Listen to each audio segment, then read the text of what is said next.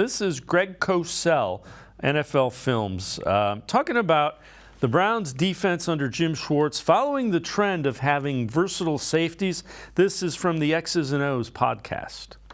You don't want to get stuck, with the idea that only one safety can only play on the back end and one safety can only play closer to the line of scrimmage. I think you become very, very predictable defensively if that's the case. You don't want that. Now, if you have unbelievably great personnel across the board, certainly like, I guess, the 2013 Seahawks would be the example. I was going to say, if you have Earl Thomas and Cam Chancellor, it's okay.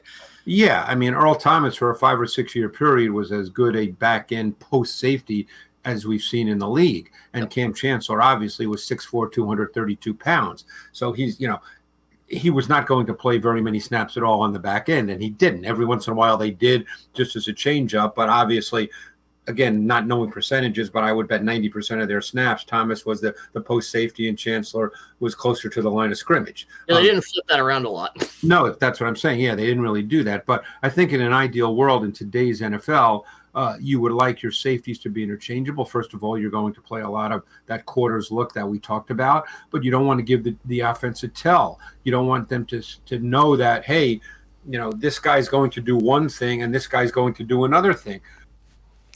And Tyler, we keep hearing about the versatility and how Jim Schwartz wants to use it. That's why, you've heard Juan Thornhill and McLeod and Grant Delpit saying they're being trained all over the place. That's because they're going to use them all over the place. Exactly. And if you look at with Juan Thornhill, probably out of the guys you mentioned, he's the one that's been the least versatile. But even in Kansas City this past year, he still played 145 snaps out of the box. He played a majority of his snaps at free safety, 702. But then in the slot, 156 snaps. I mean, that shows that he is a versatile player, even though Kansas City really didn't use him that way. But Juan Thornhill is versatile. And then you look at Grant Delpit, even how he was used last year by Joe Woods, 155 snaps out of the slot, 441 at free safety, 429 in the box. And then Rodney McLeod throughout his entire NFL career has been used everywhere, not only at free safety, but as a box safety and as a slot corner. So Jim Schwartz is going to move these guys all around, and I think that's going to be really beneficial for the Browns because you're going to be able to send out so many different looks at offenses. One series you might have Juan Thornhill in the slot. You might have Grant Delpit at free safety. On another one, you might have Grant Delpit in the slot, Juan Thornhill at free safety. There's so many different looks that you can have, and then you bring in Rodney McLeod as your third safety. You're going to really confuse some offenses out there, and that's what I really love about Jim Schwartz and how he plans to really use these guys. He's going to put them everywhere. We might even see Denzel Ward. We've already heard Denzel Ward might be playing some slot snaps this year. So you have so much talent in your secondary.